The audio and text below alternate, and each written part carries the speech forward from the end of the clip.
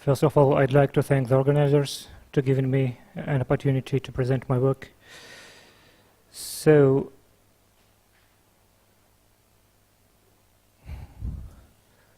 sorry. I'll be talking about two aspects: an efficient boundary element solver for Poisson equation, and using this solver I will validate the Gaussian surface model. Main area of my research is prediction of protein-protein interactions. If we look into a bacterium, we'll see that 80% of the bacterium will be water, but 50% of the rest will be proteins. So there are many various protein-protein interactions inside the bacterium, which are very difficult to characterize experimentally. For instance, this is a cryo-EM reconstruction of the molecular, of the bacterial tip, which is responsible for the chemotaxis. In my research, I'm using different techniques like molecular docking, machine learning, or molecular dynamic simulations.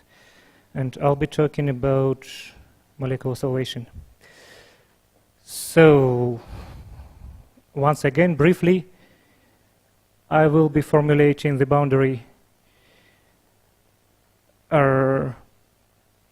potential problem starting from the third green identity for the potential on the surface but inside and for the potential on the surface but outside. So combining the two equations with the boundary conditions, I can get rid of the single layer potential integral. And in a similar way, I can represent the reaction potential inside the surface. So I will have 4 pi prefactor here and essentially the same two integrals. Solvation energy will be then given by a double layer potential integral. Then if we assume that charges are piecewise constant within each element and discretize the boundary, we find out that those double layer potential integrals, as has been mentioned already, can be computed using analytical formula for the solid angle. So those integrals will be simple solid angles at panels I as seen from the point case. So this allows us to formulate the boundary element equation using solid angles. So solid angles for the far field can be computed very efficiently using a very well-known formula. But for the near field, we have to be cautious. So it's fairly easy to do that, projecting the adjacent spherical triangles on a tangential plane and then considering those triangles. So the near field contribution can be shown to be a combination of far field contribution for those two types of triangles.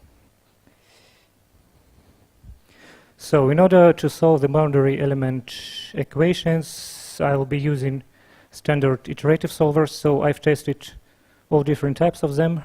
Here you can see the convergency. So CJs, BCGs type, and GMRS typically converge the best, and by CJ and QMR, which will use one direct and one transpose matrix vector multiplication, they would converge much slower. Finally, I will present some analytical and numerical results of our solver.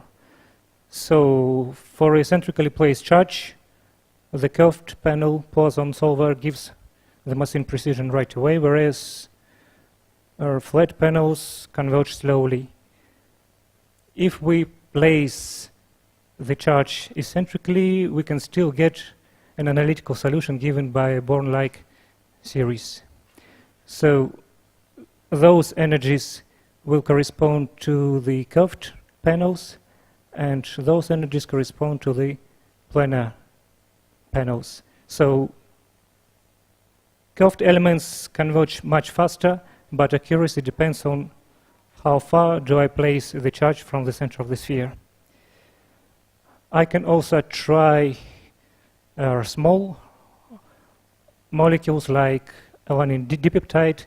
Here again, we know that curved panels are better, and the same case for a BP-type protein, convergence is still better. Now I'd like to demonstrate how we can use a parametric Gaussian solvation for the boundary element method. So if we represent an analytical surface as a superposition of Gaussians centered at atomic positions, we can write down this expression where Ri's are the centers of the atoms and big R would be the radius. C1 would stand for the smoothness coefficient. If we substitute C over R squared by another factor, we can write down a different Gaussian molecular representation. So here you can see isosurfaces for the two Gaussian representations as given in this paper. Visually, it's more appealing to use this Gaussian representation, but I will test the two using electrostatics.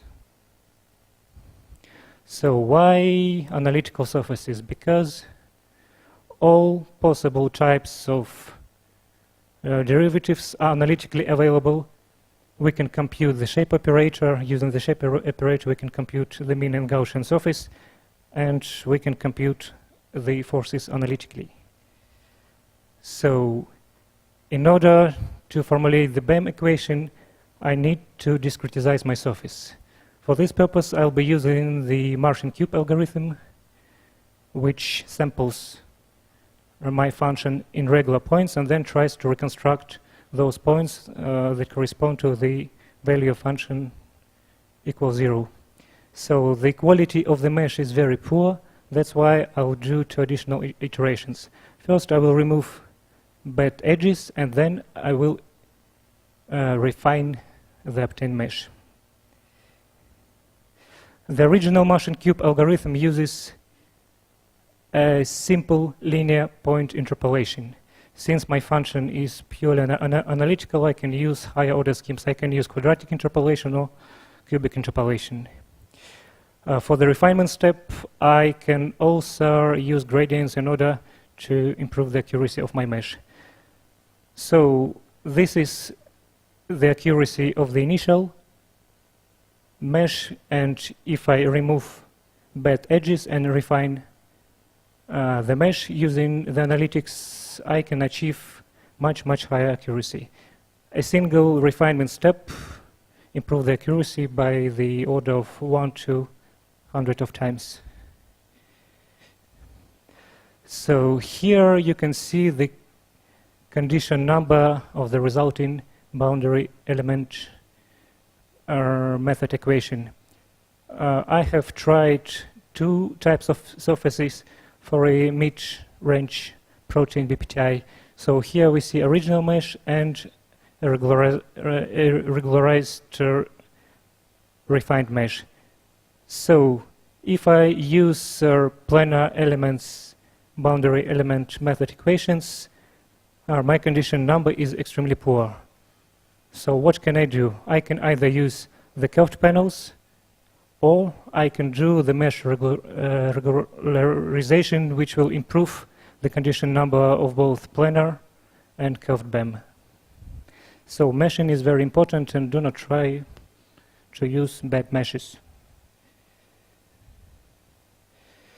So finally, I'll show you the results for the Gaussian solvation surfaces. So here I will plot the Gaussian energies for a set of 250 proteins with respect to Connolly energies.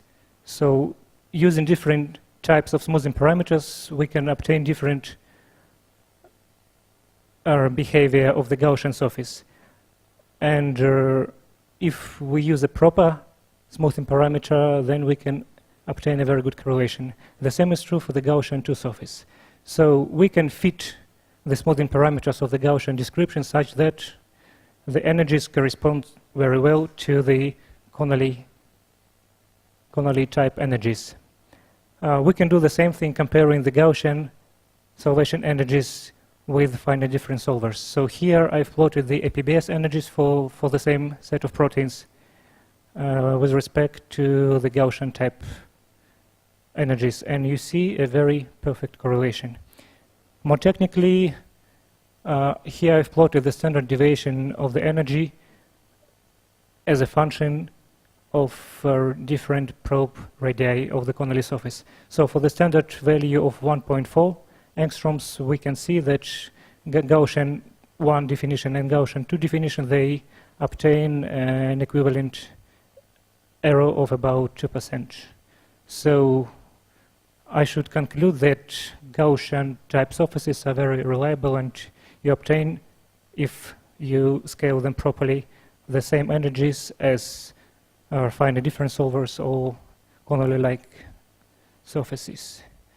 So the algorithms I've presented will be implemented in our software platform, which will be available next year. So the software is called Samson and will be made modular, so you can code and plug your own modules. To conclude, I've presented a very simple but efficient Poisson solver, and I've showed that Gaussian solvation is reliable and reproduces results of other types of solvations. Thank you.